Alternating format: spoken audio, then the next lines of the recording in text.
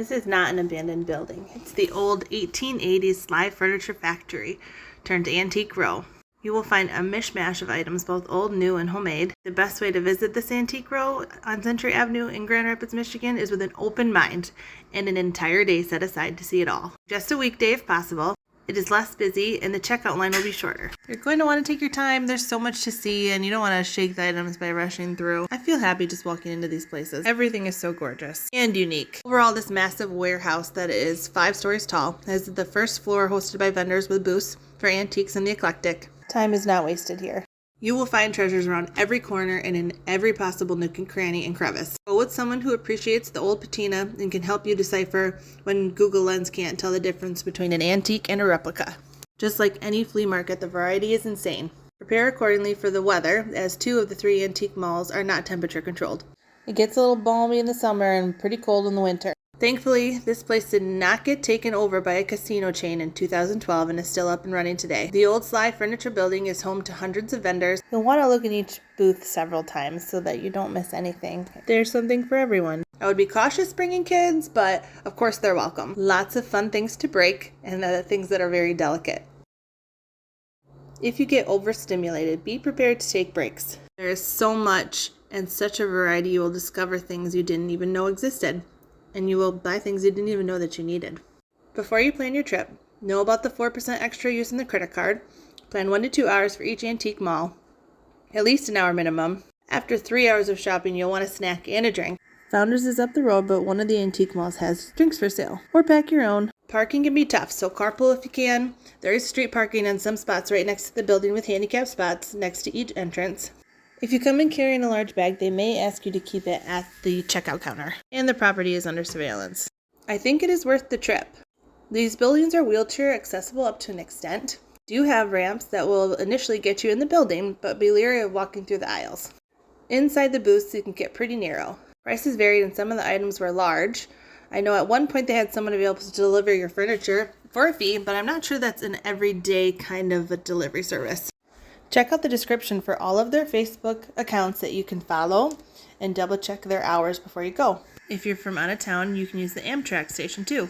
The Vernon J. Air Station connects Grand Rapids to Chicago's Union Station. Let me know if you stop by. There's so much to see. I could not cover it all in this video, but it is definitely worth the trip. An all-day adventure, really. Let me know if you have a favorite booth. I hope you enjoy the next 15 minutes of furniture and music.